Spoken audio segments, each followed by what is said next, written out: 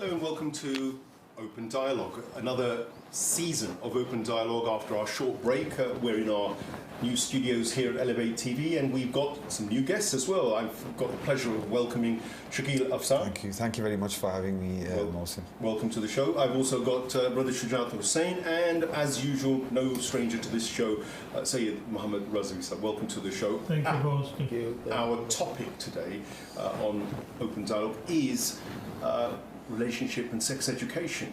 That campaign that went on through 2019 as many Muslims were outraged by British government or establishment intentions to introduce sex education which would even target 4-year-olds in schools. It seems absolutely outrageous and diabolical to anybody with a sort of prophetic morality, anybody who understands the way children should be raised in terms of their innocence, in terms of their, in terms of their susceptibility and vulnerability to ideas which might taint them for the rest of their lives. It seems inconceivable that you'd want to plague a child's mind at the age of 4 with notions of sexualization and sexuality, which could really seriously undermine and prevent the natural childhood or the pleasure of childhood for the sake of supposed security of that same child. It seemed a really nonsensical argument, and it smacks of the continued neoliberalization of Western society and Britain per se. Virtually no opposition came from secular, liberal England. The church was awfully quiet about it, and of course didn't hear much from most of the Jewish communities as well. Only the conservative traditional groups, small pockets, spoke up, but the Muslims certainly spoke up. And I think I'm going to come back to Shakeel first on this, because Shakeel, you are from Birmingham, and Absolutely. Birmingham became the epicenter of a lot of the outrage over something called No Outsiders. Yes. First, just recap what it was all about, why you launched your campaign, and then we'll get on to Well, this was initially started over 2 schools out of 300 schools, whereby parents felt that the head teachers were being a very pro-LGBT narrative was being provided to children, and with the main significance without consultation, without consulting the parents. And even when there's a 52-page DFE guideline sheet with RSE, and there is no such guideline sheet with any sort of other subject, the fact that the schools were being providing children with certain books and certain literature which would go against their family values, their parents' philosophical convictions, moral values, religious values.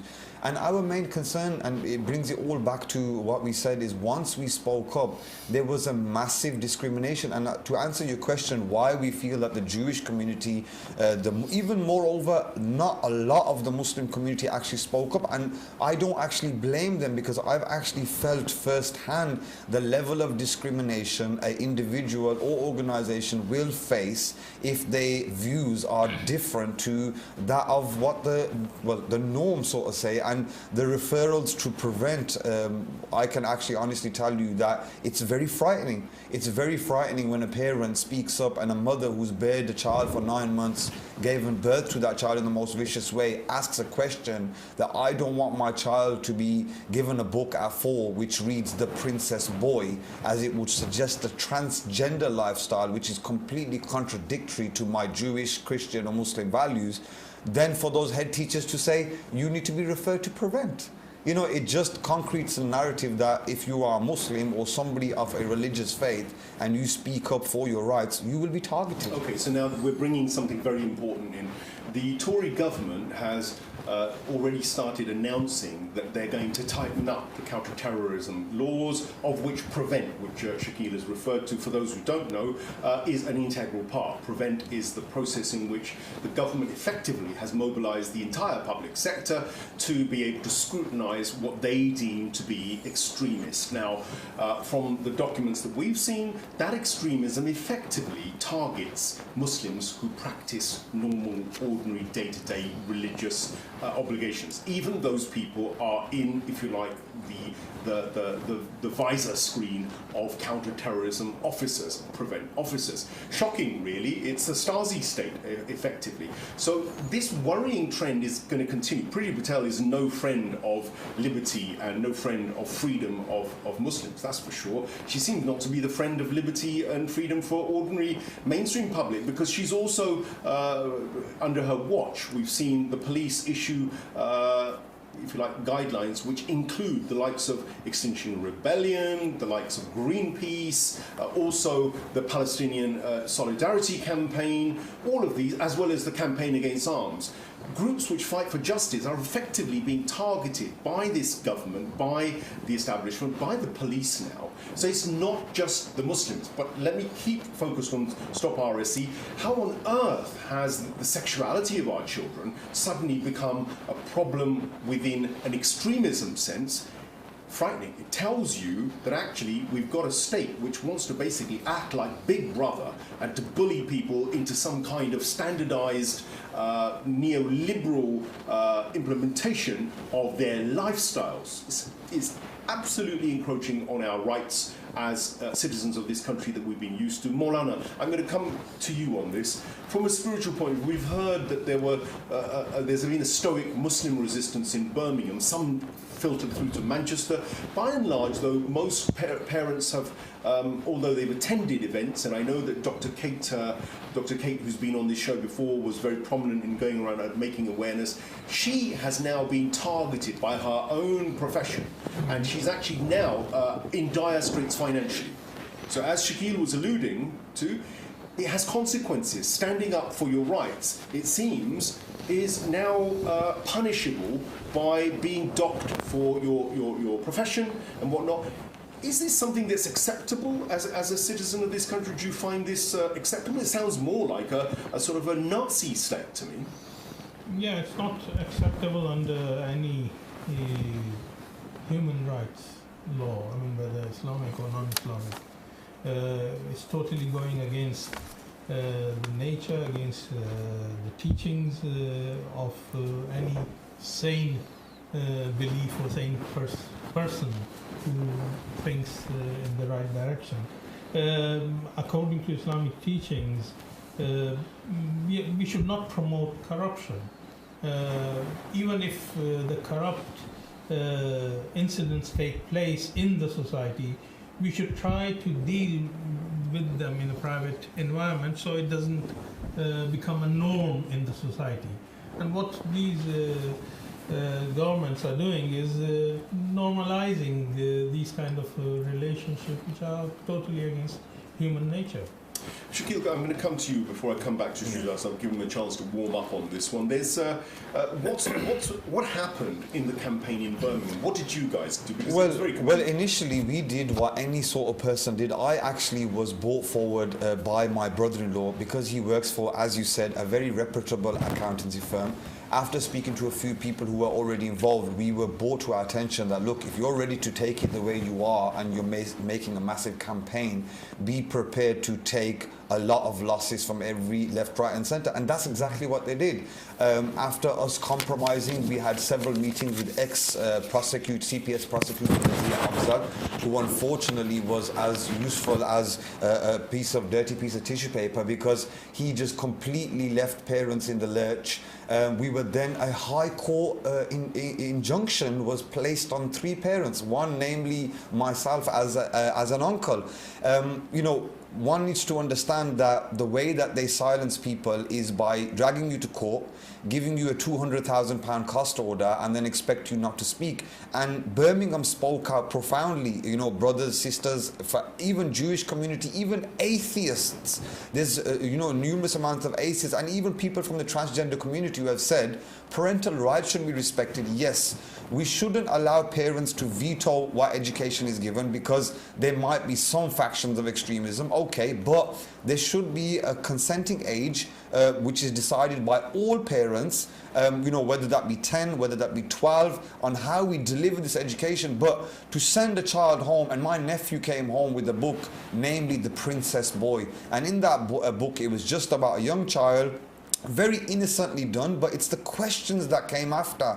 It's the questions and the want stuff. My nephew wanting to wear his sister's clothes, wanting to dress in his mom's lipstick. It became very distressing for my sister, who had no knowledge what's going on. And when she went into the school, she was actually treated like a third-class citizen. That, oh, Rosina, Afsar, you will be referred to Prevent. At which point I intervened and I said, hold on, I spoke with my local councillors, unfortunately, and some of my local MPs, unfortunately, God bless their souls, were too scared to talk. And they're too scared to go against the whole narrative. Shakeel, we agree with you, but we got to remain politically correct. What kind of representatives are these? What kind of people are these? If there's parents, there's hundreds of sisters outside who are saying this goes, the way we teach our children, don't drink alcohol, don't commit adultery, don't eat pork. We also teach them, and we don't promote homosexuality. But we understand if schools need to teach equality, that has to be done on a basis where it doesn't infringe on the Muslim, Christian, Jewish, or anyone who holds some sort of religious faith, and it should be done in a fair manner. You can teach a child that there's a massive existence of society in our country, but there are also some people from the Abrahamic faiths who disagree and look at it as a sin, and that's what it was for us. If you wish to teach a child about clarity, then don't miss us out, because you are being equal to those people from the LGBT community, but you are completely segregating us. You are teaching our child it's okay to be gay, but you are not teaching them that there are Muslims, Jewish, Christians who find that a massive sin within their religion. I'd like to bring you in on this. You've heard some of the debates. You're a teacher, so you're in schools as well. I mean, what do you make of all this? What's your take? Well, I quite agree with what Shakeel was saying. It's definitely it's unjustified what the government is forcing down throats of some of the Muslim parents and people here. But I also feel that this is part of the system which we have been taught and bred in. I mean, there's an amount of pornography and nudity and talk of sex and open sex in newspapers and magazines. So many public, so much going on. It's a demerit good, it corrupts society. And that's what got us to now, because Muslims, of course, are not used to doing all these things openly. Definitely, it's a taboo subject for them, and they will keep it that way. But with changing of times, this is going to go on. It's going to be again tough life for Muslims here. But definitely, it should not be forced down in their throats. There's a lot of talk of this LGBT and all this sex education. It's very open. It's quite promiscuous, not justified, and shouldn't be forced down upon the individual or on the parent. But it's going on a little bit, little jumps and leaps coming up. Probably a higher age of 10 or 12. Child should be given some introduction, but not at the age of 4 that's too little. That's really injustice. I think it's an interesting point Shujat Sab's raised, say, Muhammad Rizvi. We've got a situation where, of course, we've had the sexual revolution in the 60s, and after that it's kind of been open season, and it is possible for young people to access pornography very easily on the internet now. The internet, and generally, we've coined the phrase the sexualization of public spaces. The problem in Islam, and coming to an Islamic perspective on this, for us is that Islam prohibits certainly the sexualization of public spaces. It's far from prudish. The Holy Quran talks about sexuality in a very candid way, in relationships in a candid way as well. So is it the public expression, the actual normalization publicly of sexuality, which is concerning for you? Yeah, that's the main point. I mean, Islam teaches us that what you do, although it doesn't mean that it is allowed, what you do in your private environment is between you and your God. But if you come out in the public, I was recently asked this question in Colombia, one of the universities in Colombia. One of the girls who claimed to be lesbian, she said, why I can't be lesbian? I said, look, you like to express your point of view, but when we express our point of view, you don't like it. If you believe in freedom of choice, if I am forced to listen to what you believe, you should also be happy to listen to my point of view, and let me express what I'm going to say. I say that if you do these activities in public, it is not liked in any society, whether Muslim or non-Muslim. For example, I asked her, would you be able to go in the middle of the town and practice the sexual relationship with your gay partner? She said, of course not. In Muslim countries, the rules are the same. If you go in public, you will be arrested, you will get the punishment and whatever. But what you do privately in your house, it is not of a concern, although it is haram, it is not permissible. This reminds me of an incident that took place during Prophet Muhammad's time. One of the companions came to Prophet Muhammad and he said, I heard a corruption going on in one of the houses. He said, how did you find out? He said, I heard the noise of music and other things. I climbed the wall and personally watched and witnessed what was happening. He criticized them. He said, you did the wrong thing. You invaded the privacy of someone else. So Islam teaches us not to go up to those extents. And at the same time, it is the responsibility and duty of the scholars and the mosques and the Islamic centers to teach and educate the people not to be inclined to these kind of activities. So we have a caller online. Thank you for that one. And it brings to mind the verse in the Holy Quran which deals with the homosexuality, specifically being very clearly Hazrat Lut al-Islam and the verse around the warnings from the divine, and then the divine punishment that ensues because of the sodomizing. Because let's call it what it is. It's a sodomy. It's sodomy. Let's not call it gay. Let's not call it homosexual. Let's call it what the English dictionary calls it. It's the practice of sodomy. So basically, those who have a propensity or towards sodomy are saying that we want equality and we want to be able to. But we are not excusing the lesbians here. Yeah, I mean they have a right, and I get it. In a pluralistic society, fine, we've all got rights. But then, if they have the right to be able to promote and propagate their views, they have the right to impose that on those who, from a spiritual and religious perspective, find it abhorrent, find it vulgar, find it offensive. I mean, is it wrong to feel offended by that kind of practice? Seems to be where Shakeel has been pitching his argument. We've got a caller online, I think, from Club 313, Sister Uzma Nakvi. Welcome to the show, Sister Uzma. Are you with us? Hello, Assalamu alaikum. Yes, walaikum salam. Yes, I can hear you. We can hear you in the studio. I'm not sure whether my guests can hear you at the moment. We'll try and get some volume on that. Thank you. So, yeah, we can hear now. Sisters, well, we can hear you. All of us can hear you now. Give us your take, and what does Club 313 have to say about this?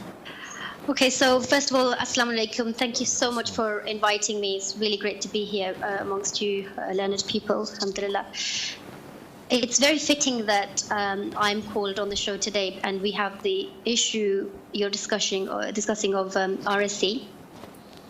It's something that I've had very lengthy discussions on.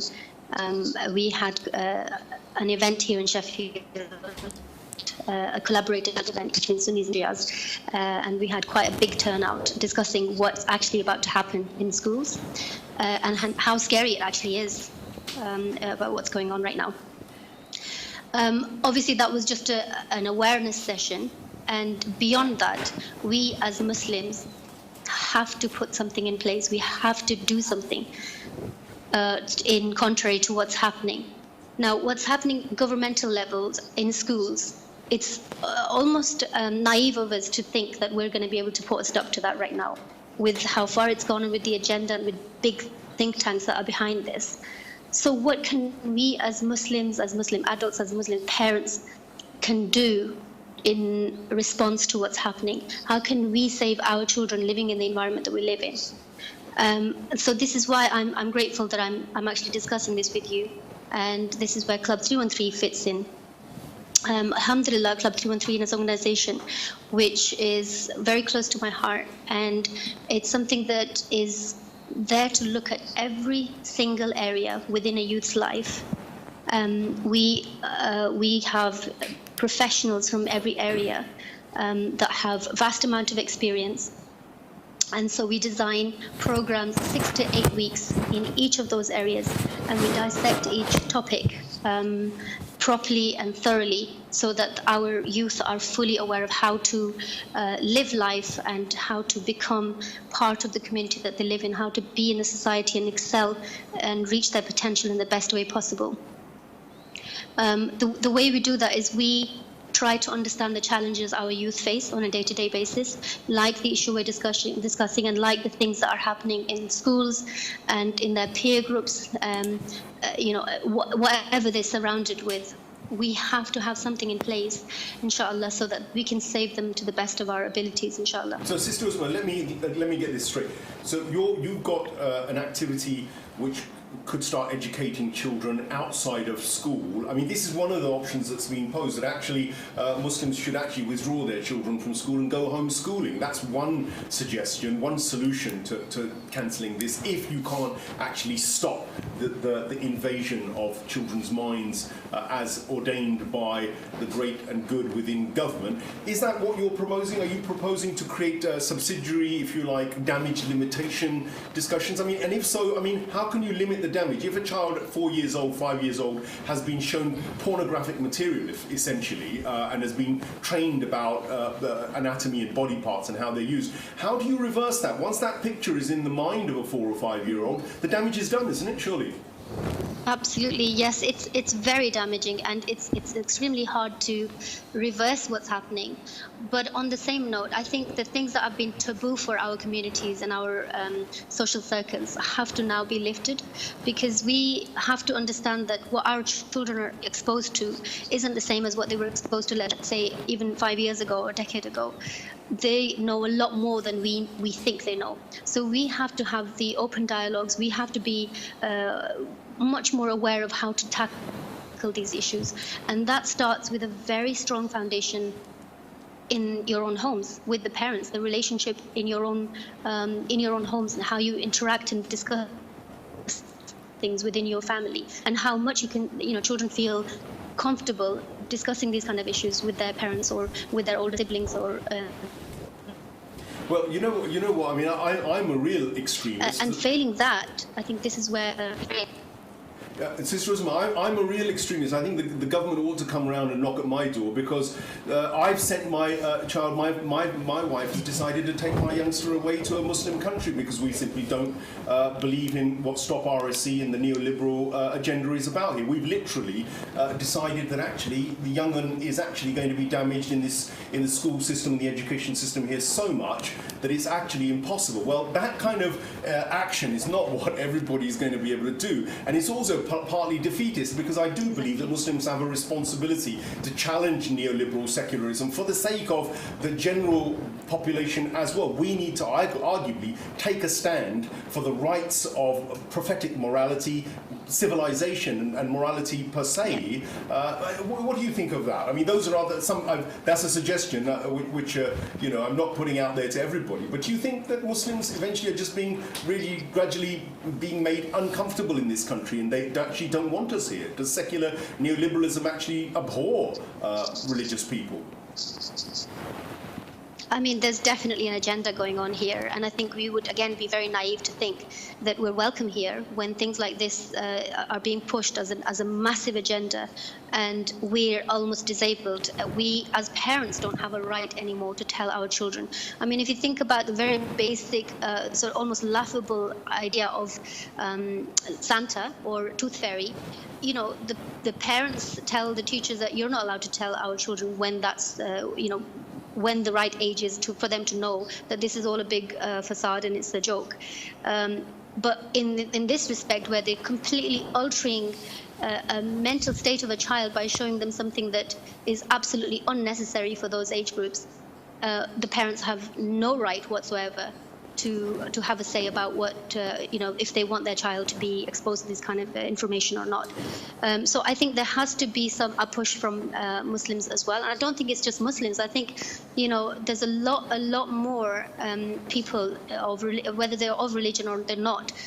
All decent people will have something against this, because it's unnecessary education. I don't think that it's fair for a 4-year-old to have their innocence snatched away from them at such a young age. And like you say, it can't be reversed anymore. It's really important for us to raise our voice. And you're right that not everybody has the ability to just take up and leave. People have all sorts of difficulties that they're, they live here now. This is their home, and even for children, it's going to be very, very difficult to settle as well now. So I think that we do have to be real, and we do have to try our best to fight this as best as we can. But the best way we can do that is to also educate our children in the best way we can. Excellent. Stay with us, Usman. I'm going to bring in Shakeel, who's been the head of the campaign one of the heads in the campaign of the schools in Birmingham. You see, you actually stood against the No Outsiders.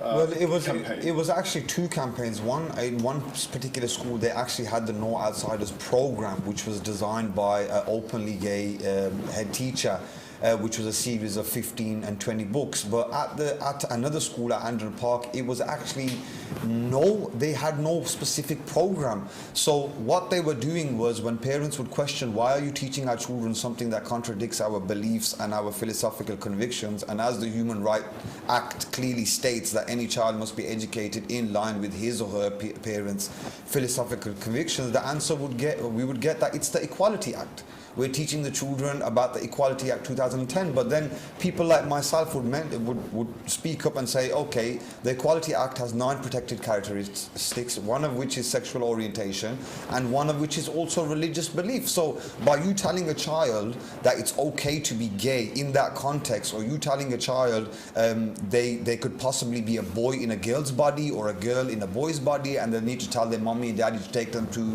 the doctors to have gender altering or gender puberty stopping medicines, is absurd. It's absolutely nonsense. And with myself, I know that there's some Islamic scholars who go into it. With myself, I came from a real parental rights point of view, that I understand that we live in the United Kingdom. It's a multicultural society. You have people who are gay, people who are trans, people who are bi, and we don't discriminate them. Any adult, and what Maulana Sahab said, well, any adult and what they choose to do in their private capacity is up to them. We have no issues with that. We have a local annual gay pride, and I question many news reporters to find me one Muslim protester at the annual gay pride event, because there are any. We do not care what adult individuals do. This is about our children, and our children being forced to verbally and morally affirm something that's completely contradictory to our religion.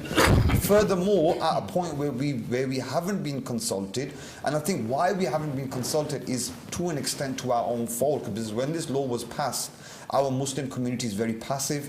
We don't really get involved in what's going on in Parliament. We don't really get involved with what MPs and councillors are doing. And my campaign was very much to raise awareness. And when we came out the High Court, I was questioned that, oh, you lost. And I said, my friend, this was to a reporter, that I said, I won many weeks ago. Because when I started this campaign, my aim was to do exactly what the sister said, is to raise awareness amongst those parents who are not active within the education system, to raise awareness amongst everyone who's going to be a parent or is linked to a child, that this is happening, and you should be instilling your morals and your values in those children and those such young ages. And the question we get is that a lot of the replies we get, oh, you have no children. Well, I do have children. Just because I publicly haven't announced I have children, you know, I have a right to speak. I have nieces, nephews, friends who have children, and it's a lot of parents in Birmingham. What motivated me?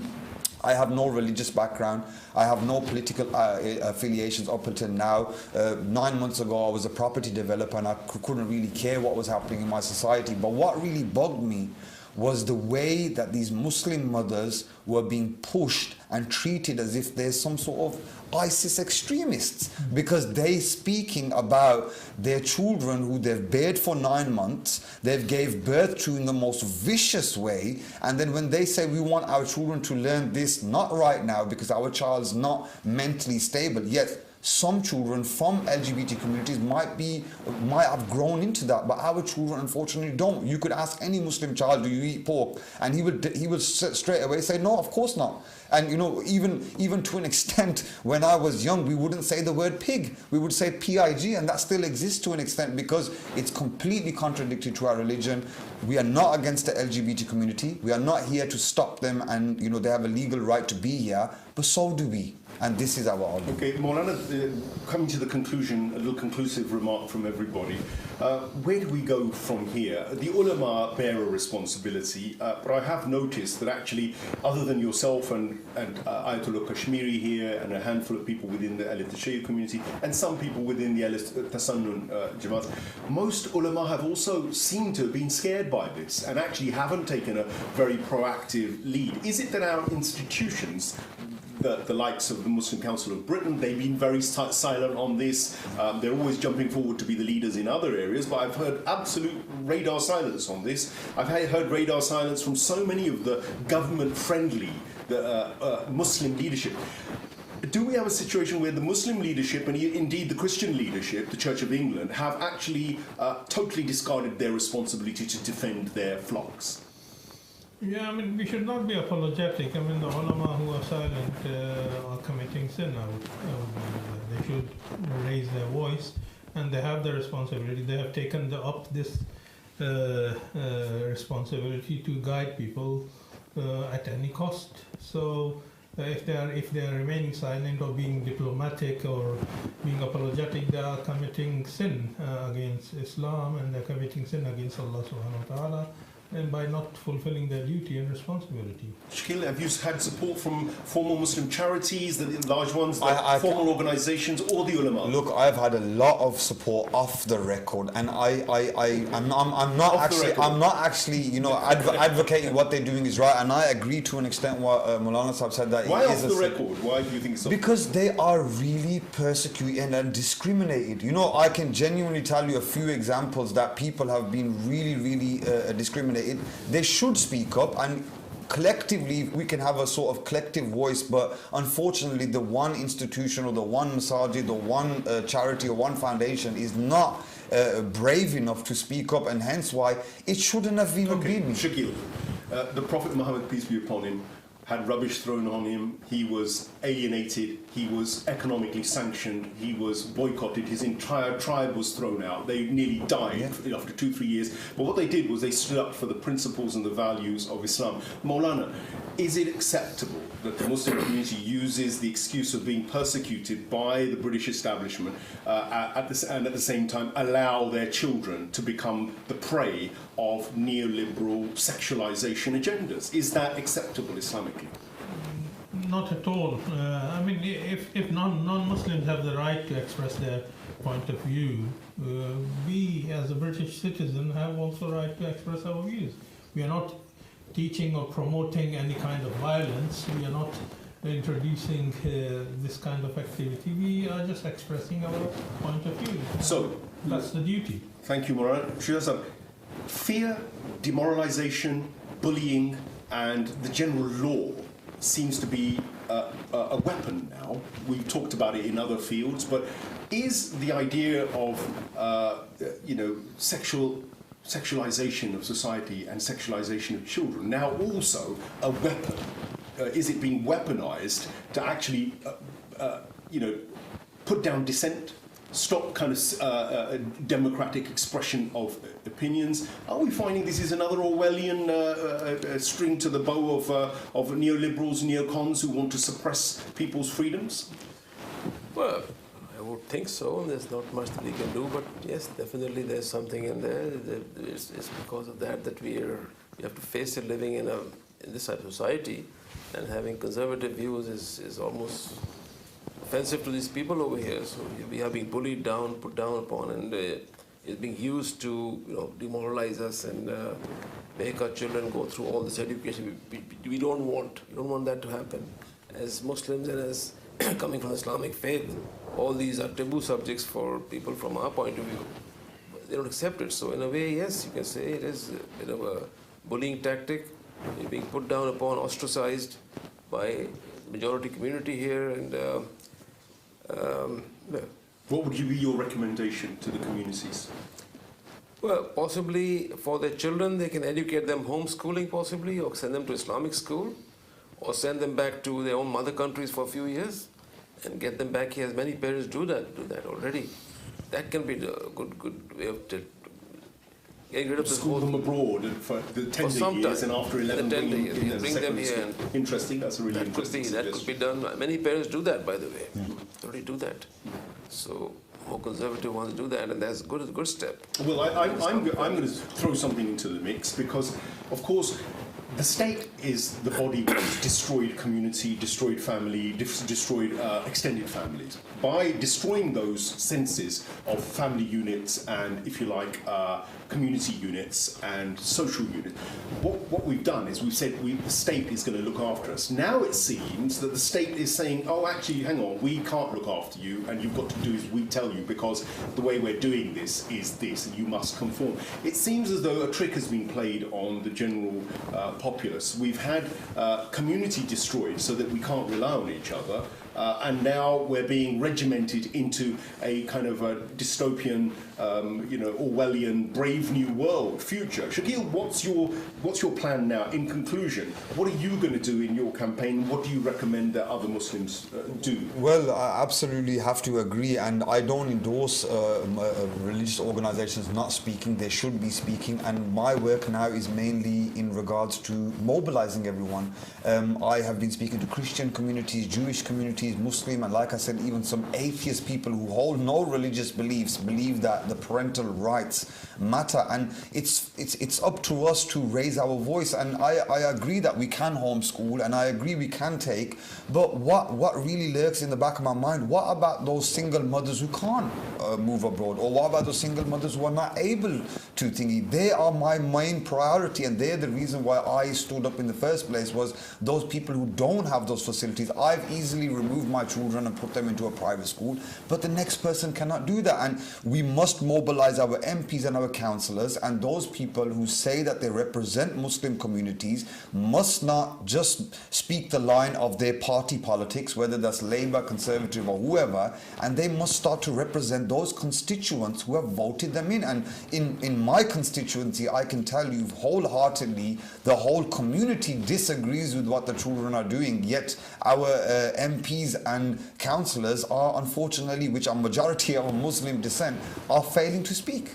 Thank you very much, gentlemen. We've come sadly to the end of this show. Shia, thank you for the impromptu joining of this show. I think Lashari Sab was meant to. Thank you, Shakeel, for coming all the way from Birmingham to our London studios to put forward your case. And Maulana, as ever, thank you for your lucid sort of chaperoning of the idea from an Islamic perspective. Well, it's just very clear to me that this is an issue of civil liberties, and this is an issue of the state discarding its responsibilities to community yet again. It's also a case of state demoralization, fear, and, if you like, destruction of individual rights. There's a serious issue beyond just the sexualization issue, which is bad enough as it is, but I think the implications for us as a society, as a British democracy, are very, very concerning. I believe that £500 million is raised by Islamic charities alone per year. 500 million. That's your Muslim aids, your Islamic reliefs, all of them. None of them are dealing with this issue, as far as I know. I believe that we ought to stop paying our funds to these sort of organisations which have become establishment friendly and actually focused on issues which are not actually our primary concern. Why is it that Islamic funding cannot be put towards better schooling, or these alternative schooling mechanisms which have been suggested by Maulana and Shakeel and Sister Uzma as well over the phone? Why is it that we can't divert our funds to specific projects which are necessary? Stop giving your money to these large corporate charities which take 70%, 60% for their own pockets and send the rest abroad. Your issues here in Britain and in the West are so vital now that they actually, if you don't deal with them, if you don't allocate your funds in a right strategic way, in a correct strategic way now, what will happen is your entire faith and your entire belief system and your values will be so badly destroyed at the roots, you will find your next generation will be unrecognizable as traditional conservative Muslims. Is that what we want? I think a massive emergency situation exists, and I think that the leadership is culpable for actually leading us largely down a set of blind alleys. We need to first of all sort our own house, get it in order, start sorting out the money that we give towards good causes, and I think there can't be any better cause than saving your own children from being sexualized to the point of deviance at an age where they have no mental, physical or other defense. Forget about saving them from predators, sexual predators. That's something that families should be doing internally. Parents should be there to defend and families should be looking out for each other. It's not the state's job. They can't be in every household. They can't put a camera in every household, although they have, probably. But it's not their job. They shouldn't be doing that. It's us. We can take care of our kids, thank you very much. But actually, first comes taking the responsibility, taking the funds and allocating them to these kind of causes. Contact the likes of Dr. Kate, contact the likes of Club 313, contact the campaign Shakeel has been running, donate, fund these guys, help them to stand up and stand up for you and to be able to construct alternative systems. Thank you very much for watching this edition of Open Dialogue. Until next week, when I think Sister Fahima Mohammed will be back to host this particular show. Goodbye, Khud Hafiz, Assalamu alaikum.